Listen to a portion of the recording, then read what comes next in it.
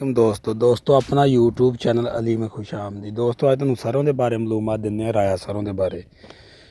तो आ वेखो मेरे हत्थ में बैग आ पानियर कंपनी का बैग।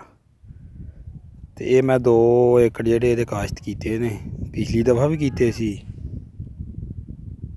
ते ऐरका भी कीते ने। आ देखो आ बी पाया ते आ देखो सरों। ये ना सरों बहुत संघनी उग पई सी। पिछले साल का भी बी उग पिया थल्ले ही जिहड़ी कोई किरी सी।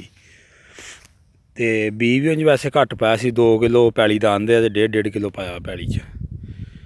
ते हुण विचों विरली करवा दित्ती आ देखो विचों सियाड़ वेले करवा दित्ते आ ते हुण सियाड़ां दे उत्ते ही आ देखो इस स्टेज ते आए।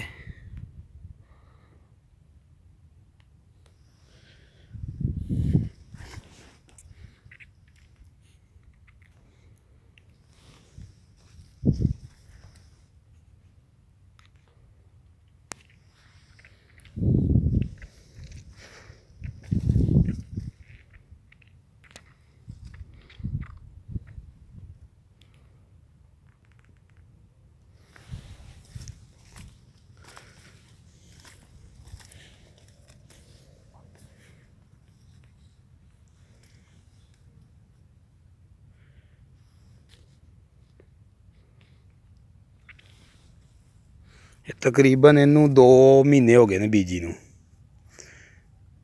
10वें महीने च बीजी सी, अक्तूबर च बीजी सी ते लगभग तकरीबन 25-26 अक्तूबर नूं बीजी है।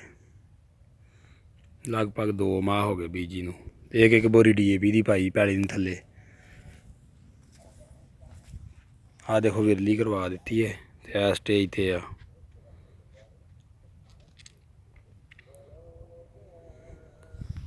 फिर जिस तरह अगले मरहले च आएगी तो फिर तुहानूं डिटेल फिर दिंदे रहांगे नाल ते इहदे बारे दसदे रहांगे भी इहदा फायदा की है ते किन्ना क मुनाफा हुंदा है।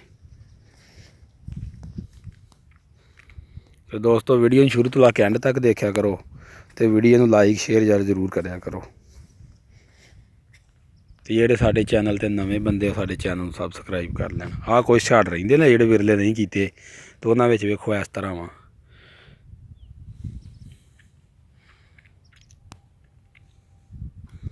ओके।